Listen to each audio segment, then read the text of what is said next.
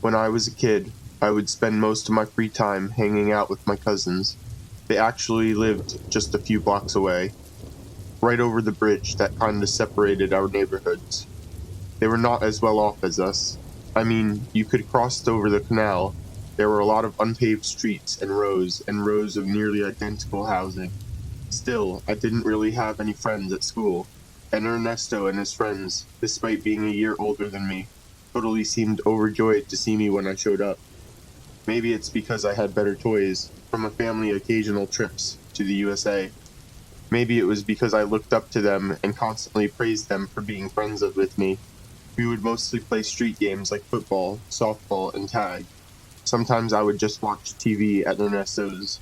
We were both huge into early anime like Mazinger, Saint Seiya, Moonlight Mask, Astro Boy, and Macros, all dubbed into Spanish, of course. Then there was Ernesto's little sister, my cousin Alma. It is hard to say that she was my friend, since she was a few years younger than us, and Ernesto had no patience for her. But even then, I thought she was the nicest person in the world. Sometimes she would bring us popcorn while we watched cartoons, although it would only be half popped and almost all seeds. But for a little kid, she was really bright and kind to us older kids who wanted nothing to do with her. I would make a point to get down on her level sometimes and talk to her about dolls and school and what cartoons she watched. She was super into Heidi, and while my friends did not know it, so was I. I kept showing up over the years to hang out with Ernesto and Alma until they moved into a big house on the edge of town. I know her dad was involved with farming. There was a tractor and tomato swag everywhere in the house, but I guess he had a good few seasons in a row.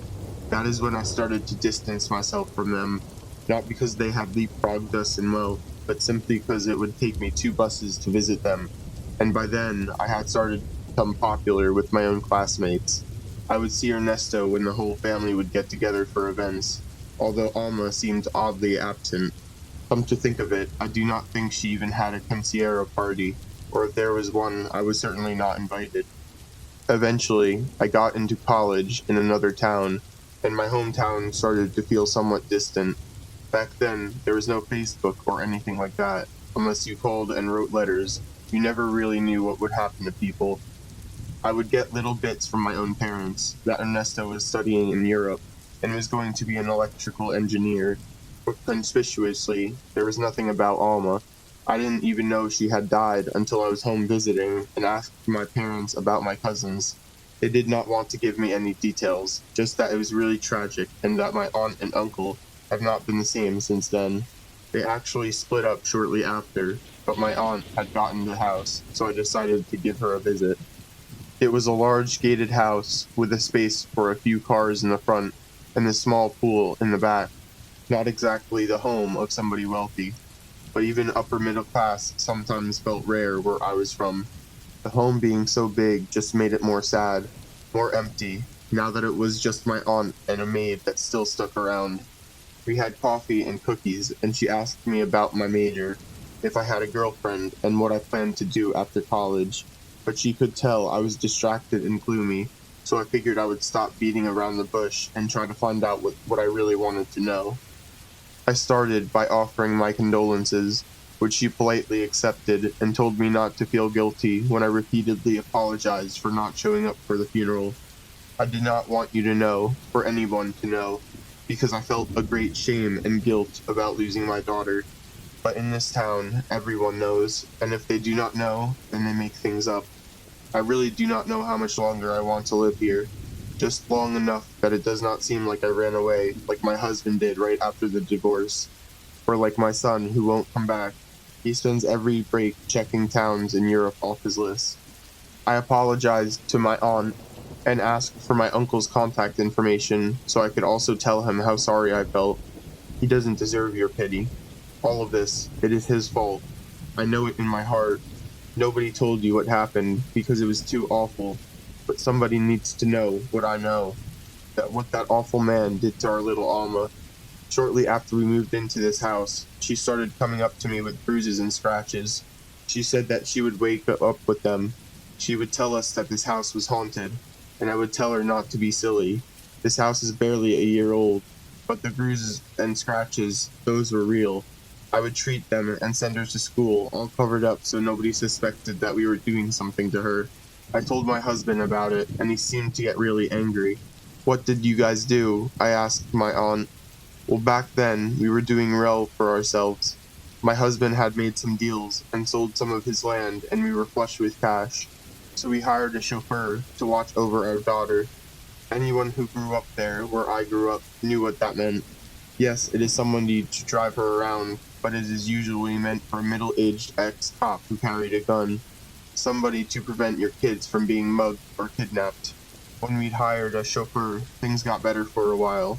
He would stand guard by her door or her window, but a few days later, things have gotten worse. Bruises, scratches, they were even more vicious. My heart sank hearing this. The thought of little Alma going through this was the saddest, most sickening thing I have heard. I told my husband again, who was always traveling to make money and was never around anymore. And he said Alma must be crazy. She must be doing it to herself. I thought he was right. We had replaced the staff in the house a few times, even replaced her chauffeur, so that nobody was abusing her. And no matter what precautions we took, she was still getting injured. So we sent her off to Chihuahua, to a sort of sanatorium run by nuns. I guess you must know what that is. She did not last a year there.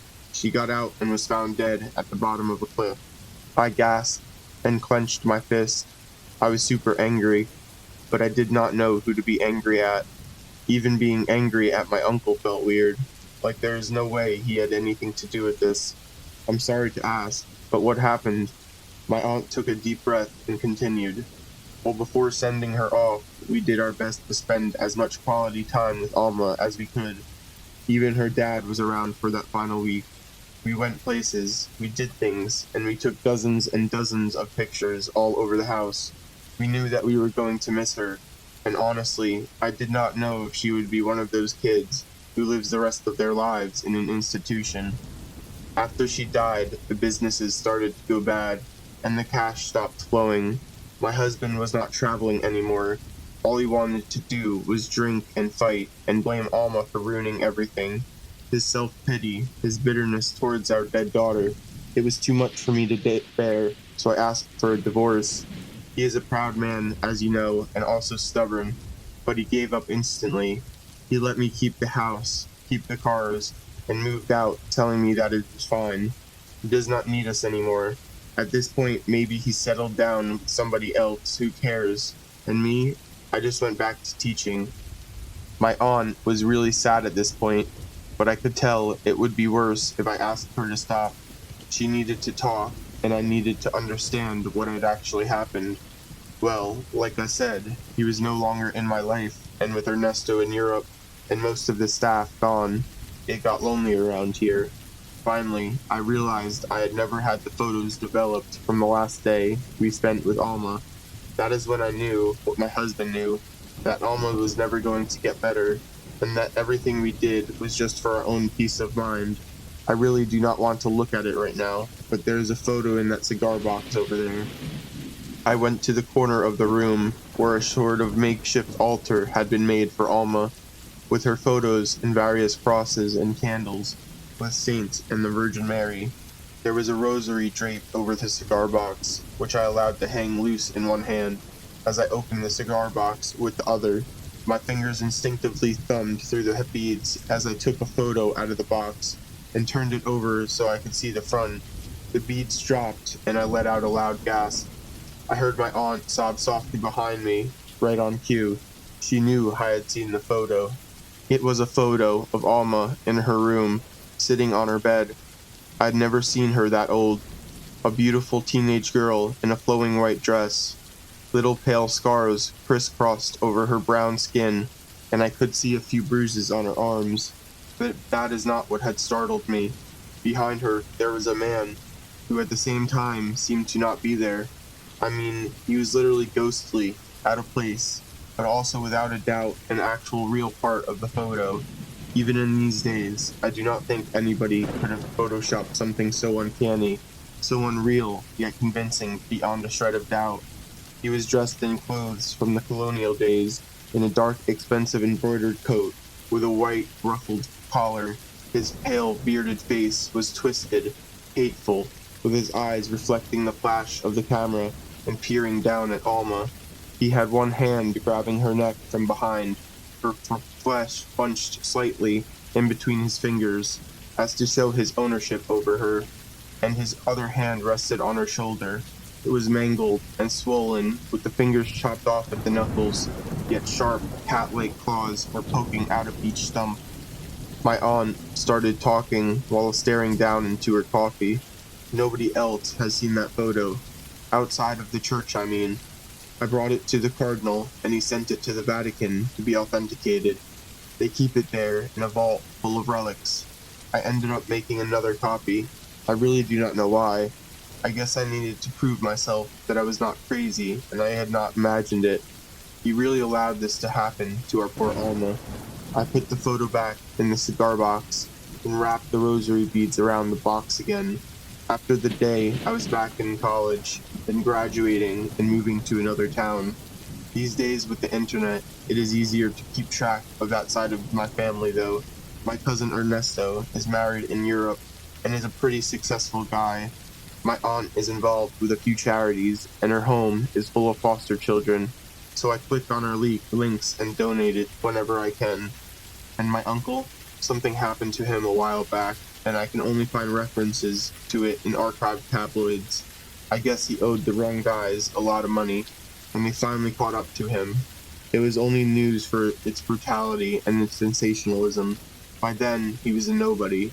There is a photo in those archives, classic exploitation tabloid front page stuff, of him tied up, bruised, and covered in scratches, but the scratches are long and thin, almost cat-like. Seeing this photo did not upset me though. I hardly felt anything looking at it. For sure, it was not the most awful photo I had ever seen.